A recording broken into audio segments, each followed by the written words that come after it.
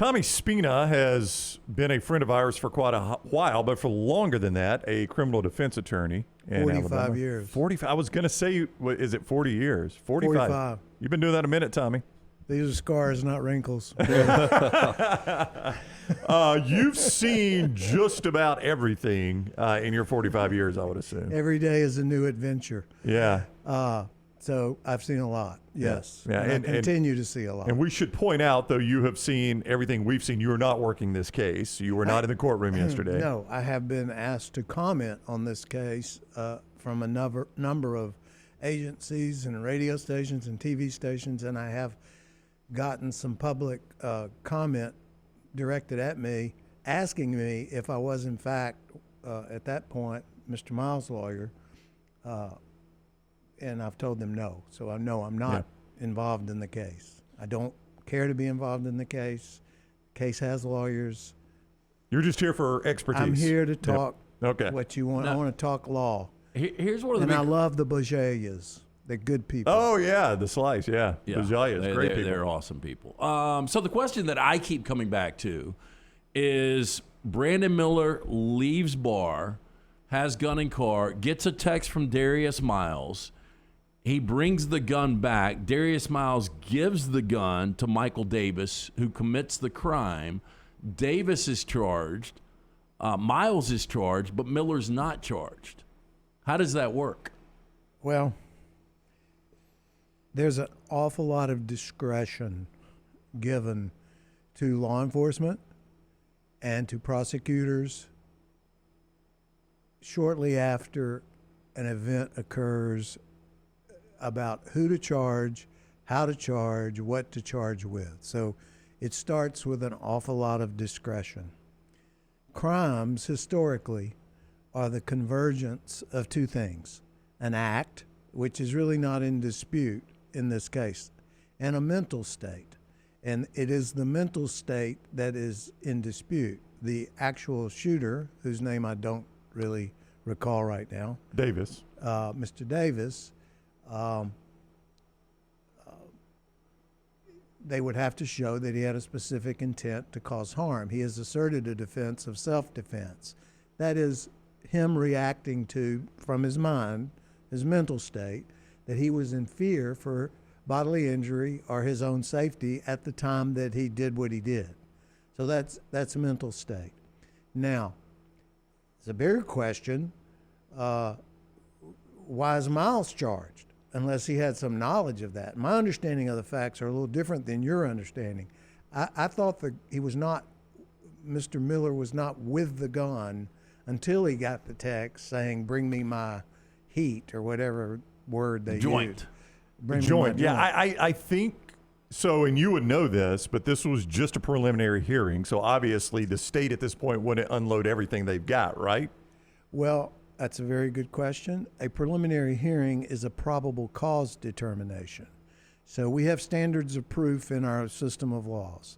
Probable cause is a standard of proof. It is on the opposite end of the spectrum. That is, it's the lowest standard of proof. There's one lower, but for purposes of this conversation, let's say probable cause is the lowest standard of proof. The state has to prove that a crime was committed and that this defendant probably committed it. On the other end of the spectrum is the highest standard of proof in the criminal justice system, and that's proof beyond a reasonable doubt. And those two are like light years apart. You can get probable cause without a lot of trouble. I mean, it doesn't take much to raise that issue.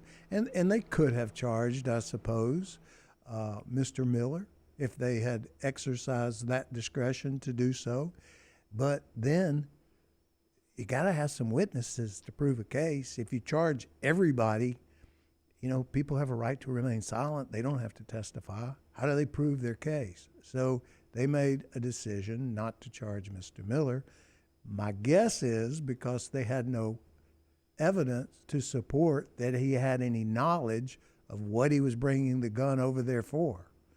Yeah, I think at least the theory is, and this will be proven out in the actual trial if it ever gets past the grand jury. Probable cause is a no-brainer. Yeah. That decision is initially made by law enforcement.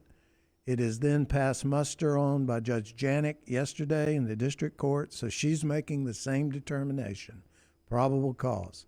The next group will be a body of citizens, 18 to 24 citizens who sit as a grand jury, who also only hear the state's case. There's no defense evidence presented in a grand jury, and the citizens determine, again, probable cause. And then once a grand jury makes that determination, their action is called an indictment, or they can no bill. Very rare that they no bill. They will not probably no bill in this instance.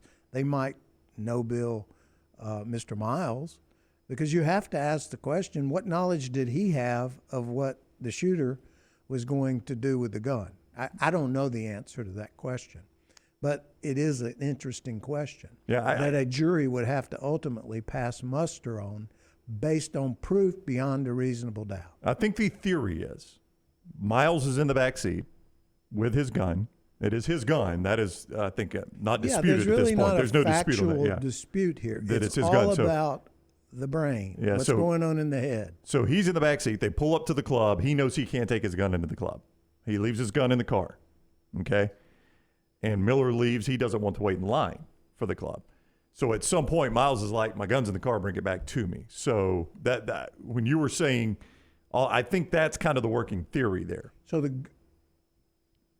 I thought he brought it from his house. No, that's not. I don't think that's. Yeah, we're hearing back of the car. Yeah. And just hypothetically, if you had a client that was in Miller's situation that had a gun that wasn't his in the back of the car, and somebody texted him, bring me my joint, slang for gun, and your client brought that, and then that weapon was used in a murder crime, a crime of murder, I mean, would you feel like your client is in a bad situation? Well, yes, it's obviously a bad situation, but not every act of poor judgment or bad choice rises to the level of a crime. And that's certainly the case in this instance, I would say.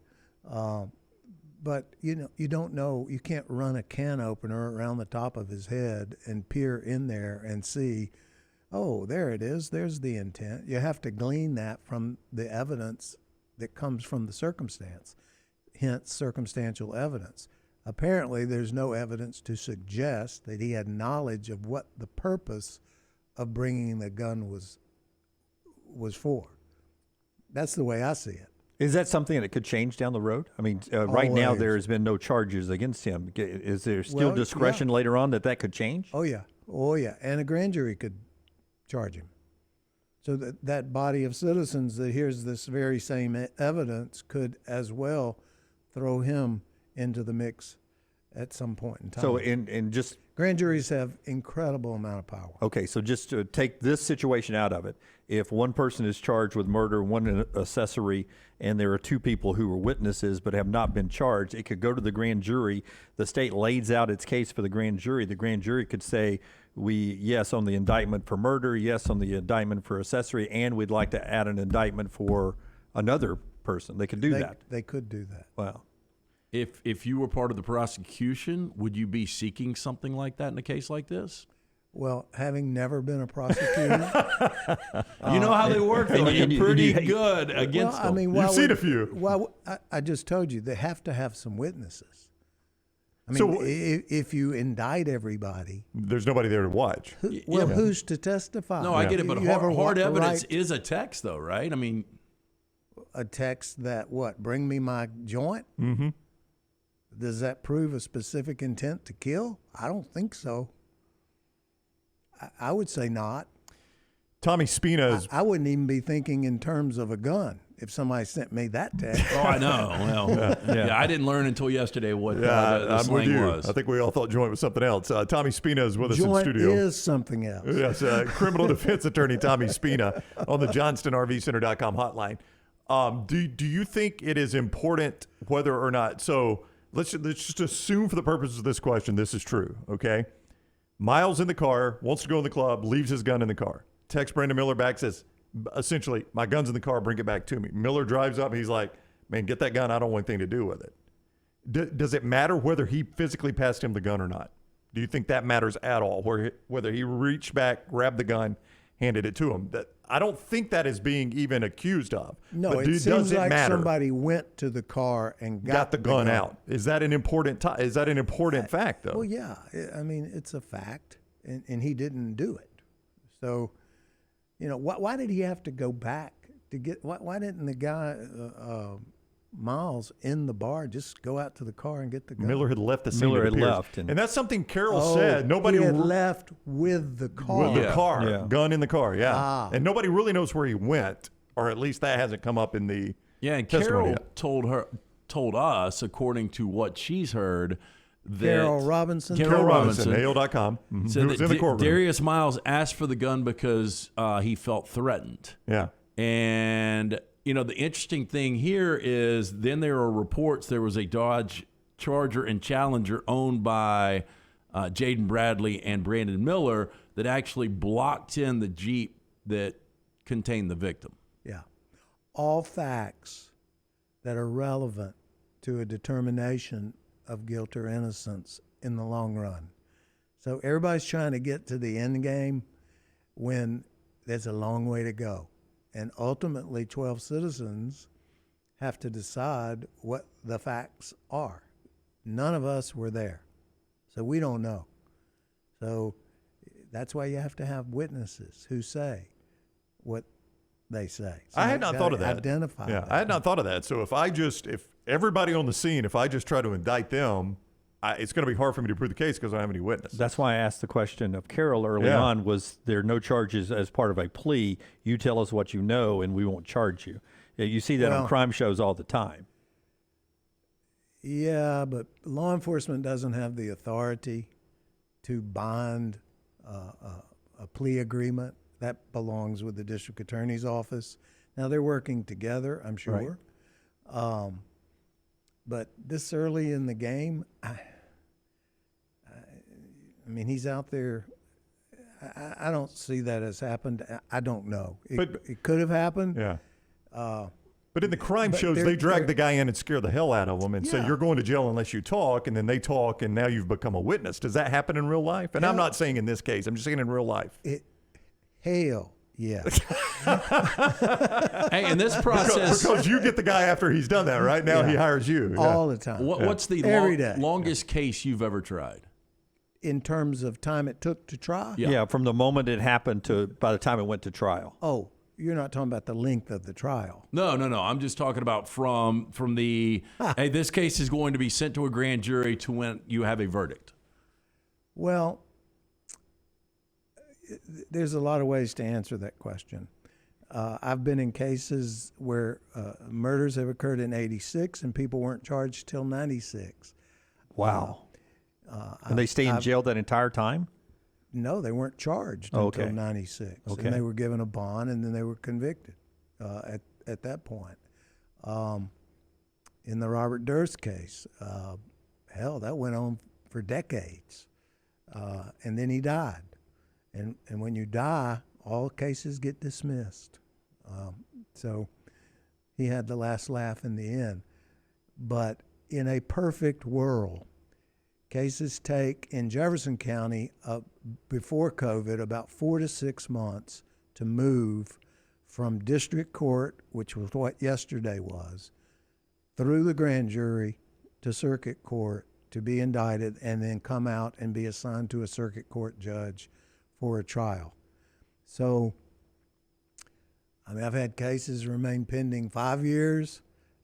I don't think this one would be remain that long, but 18 months, 24 months is not uncommon from date of event to actual jury trial. Now, they can fast track them, but you got to remember, they got thousands of cases. They got people in jail do take priority. Capital cases do take priority. People in jail without bond, particularly, take priority. Violent crime take priority over theft-related crimes or property crimes. So I wouldn't expect this to be tried before a jury in Tuscaloosa County, where I don't work much anymore. As I've gotten older, I've sort of made my circle smaller. except for federal court. I'll go anywhere there. But, I don't think 18 months would be a unreasonable guess. Final question, me. So 5 weeks out from the crime, if you're defending any of these guys, within 5 weeks, as the counselor yourself, the defense guy, do you know whether or not your client's in trouble at that point? Whether the case is he's in trouble. Why? No, I get that. At the sound of that metal. Yeah. Clanging. No, I get that, but I'm talking about how the case is going to go. Yeah. Yeah, how this is going to play out. No, not really, because when you're evaluating a case, a lot of times you're looking at, and this is what I was talking about, being able to prove a specific intent to cause a death, a specific intent to kill, would have to be proven at some point in time. But there's a discovery process that goes on. So when they tell you there's a text, that, believe me, there are more text. They're downloading cell phones and data leading up to this event. You don't know at 5 weeks out what the state's case consists of. The state doesn't even know totally. One thing for sure, though, in June or July, Brandon Miller is going to be a lottery pick in the NBA, and he's going to have millions of dollars. Do you have to? Can a civil case happen? A civil lawsuit happen before a criminal case is over with? Can you go ahead and file a civil lawsuit? Do you have to be charged in a criminal case to be part of a civil suit? Independent universes, parallel actions, totally independent of one another. And yes, a civil suit could be filed against even the bar. What about the young man? Did you read about the young man that was at the Super Bowl that fell off a tent and was dragged in Phoenix, Arizona? No, I didn't. Awful. Oh, yeah. You need to check that out. Anyway, the civil suits often parallel criminal cases. So one doesn't have to be concluded for the other one to begin. Well, the problem on the civil side is that because people charged with crimes have a right to remain silent and are not compelled to testify, it sort of stymies the discovery process on the civil side because they can't take a deposition. You don't have depositions in criminal cases in Alabama. They do in Florida, for example. Usually when we have very limited discovery in criminal cases in Alabama. In civil cases, every lawyer that walks in the courtroom knows what every witness is going to say. They've already said it under oath before a court reporter years ahead of time. But us gunslingers, we call it trial by ambush because we never know what a witness is going to say precisely until they say it. I mean, you have an idea, and in capital cases, they being the prosecution, usually have a pretty much an open file policy. So if they know it, they tell you about it, and they don't try to hide the ball. Now that too is done differently in different jurisdictions. So some jurisdictions play things a little closer to the vest. Here we have a very good relationship with our DA, and the search is for the truth, and where that is, nobody knows, and sometimes perception morphs its way into the truth, even though it may not be the truth. And ultimately, 12 people have to make a determination on the facts of the case, and it's in their hands and most unpredictable. We're late for a break, but let's keep going on here. You No want need to to? take a break. Because I've got we'll play several catch more. up. Yeah, I know you've got to be downtown at what time? 12, but you can hang out about 15 more minutes, right? Yeah, We're not going to take a break, though. We'll keep going now. I want to We'll say- reprise Trash on the Table. I feel like we created something there. You sponsored it for a long time. 7 years. Yeah. 7 years. How about that? Does Alex have it now, or does somebody else have it? No. Mortgage right. Mortgage I right. still get questioned about Trash on the Table. Power of advertising. That's here good on the next advertising. round. Your question, Brownie, for Tommy Spina. Well, there was a question in the chat. I'm going to dig back through now. Troy says, true or false, you don't have to have knowledge of a crime to be an accessory. Is that true? Troy is a person. Troy's a person. You don't have to have knowledge of a crime to be an accessory. Is that an accurate statement? I think you have to have some knowledge. Okay. Well, then never mind for the rest of his I think you have question. to have knowledge because it goes to the question of intent. Think of a possession case. A bag of marijuana in Alabama is still illegal. And let's say this is y'all's studio, and over there in the beer cooler, they do have a beer cooler in the studio, I might add. There's somebody has placed, unbeknownst to you, a bag of marijuana. Okay. This is your studio. That is correct. This is an area that you have total control over, and dominion is the lawyer word that's used. If the police were to come in and find that bag of marijuana in there, you're technically in possession of it, even though it's not actual possession, it's constructive possession. So it would be up to the state to prove that you had knowledge that was there. So, knowledge of a crime, that sort of gets to the end game. Knowledge that something bad was about to happen, how about this? Bring me my joint. Okay. Somebody's screwing with me, But, all right. and I want to be able to defend myself. Let's assume I'm your client, which I love you to death, Tommy, but I hope I'm never your client. I have been Okay. once. Thanks for allowing me to drive in the state of Arizona That's true. again. Dunaway, yeah. I did get you. You did. You did out of Dunaway a something. huge one. All I right. did. So let's assume I'm your client. It's tough out in Arizona. It Those is. cameras. I call you at 1 a.m. You answer the phone, and I say, "Hey, listen." No, that's the first mistake. Okay, but let's assume you see it's my number and you I answer. used to keep your card in my wallet. I know. We do not disturb. You answer, and I say, Tommy, listen, I can't explain everything, but I was out tonight with some guys. He left a gun in the backseat of my car. I don't know anything about this guy, really. I don't know about this gun, but I got a gun in the backseat of my car that does not belong to me. He has called me and told me to bring it back to him. What should I do? What would you advise me to do as my attorney? In this day and age, it's odd that you mention this because just the other day I had someone that wasn't supposed to be around firearms, and he was moving, and he pulled, he found a firearm in a box, and he said, "What do I do with this?" It was a .25 caliber pistol. And I said, "Throw it away. Don't call the police." That was my advice to him. What I would do in this day and age with Like throw it away firearm, like in a body of water, or yeah, it wasn't a crime. It was just something he shouldn't have had possession of. It wasn't his. So you told him to get rid of it, No, basically, just yeah. get rid of it. Okay. It wasn't an instrument of a crime. He wasn't obstructing justice. He wasn't destroying evidence.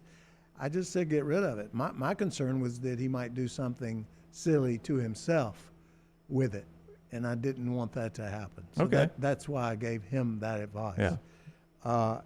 In this day and age, with the amount of death and violence that we see, particularly amongst young people, I would have to say that I think my advice would be go back to sleep.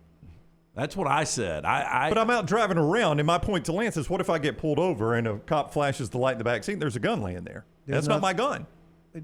There's nothing wrong with that. I know, but what if the gun was used in a crime, and now I've got possession? I'm the only one in the car. It'll come out that Do you you didn't do it, have- though. I Did would you do hope, it? but- Did you do it? No, I didn't do it, but it's not. But I can't just tell yeah, the but I police. just think the optics, Tommy, of at 1:38 in the morning, you were out with a couple of guys that are drinking, and one says, "Bring me my gun" at 1:38. It can't be for recreational purposes. I know, but No, it certainly got a bad perception to it. there's no doubt it does. But the other side of that then is can they prove anything beyond that? And again, back to the original question, got to have some witnesses. yeah.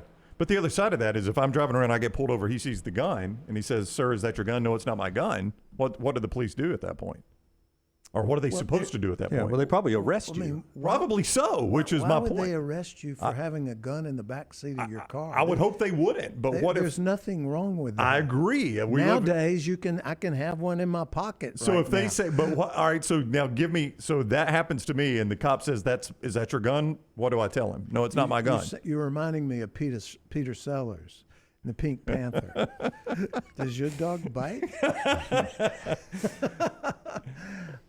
Is that your gun? Is that your gun? And I say, no, it is not my gun. It is a friend of mine. I dropped him off at the bar up there. Okay. End of conversation. And the police at that point are supposed to say, okay, sir, move on. Here's your speeding ticket. That's what they're supposed to say, right? Well, I don't know what they're supposed to say. They may say that. Do they suspect the gun has been used in a crime? If they do, they're probably going to ask you if you mind if they take it. And at that point, I'm if like, it's please get it out of my backseat. Yes. If it's not your gun and you don't have any knowledge of what the gun was used for, sure, take it. It should be noted that Brown's biggest fear in life is spending one night in jail. Going to jail. Yep. That's why I'm glad to have you as a friend. If I ever get in that spot, you're the first call, and you better answer at 2 in the morning. We appreciate your time so much and your friendship all these years. Oh, it's great. It's been a long time. We've been at this a while. Hey, we're getting a lot of requests over in the Vulcan Tire and Automotive chat room to have you back. Yeah, we'll bring you back. You Is want that me to okay? come back? Yes, we we'd might, love need, to come. we might You're- need a sponsorship with the counselor. See, it's always about money. It is. That's always about money with you. 7 years times, you know what, times 12. Yeah. Anyway, I think when I decided to take a left on that, it was because they were moving y'all around. I like the midday time slot. Here we Ironically, go. that's where we are. We're right here, Tommy. I know. And then they moved you to some daybreak. And as you know, and you need to know, Ryan, I'm not generally a guy who likes to move about in that early. I got a hour. 7:05 tea time at Augusta tomorrow. AM. Really? No, but you'd get up for that, wouldn't you? Oh, I don't know. I don't know if He'd I'd meet you even at the do turn. He'd meet you that. at I the have a turn. 10:20 tea time on Friday, assuming the weather is warm. I will tell you that if you come back and join the show sponsor-wise again, we'll get LT to look a little fresher from now on. Every time you come in, he'll get a little bit more sleep. Oh, don't come down too hard on him. That's why he does radio and not TV. Tommy Spina in studio answering some difficult legal questions.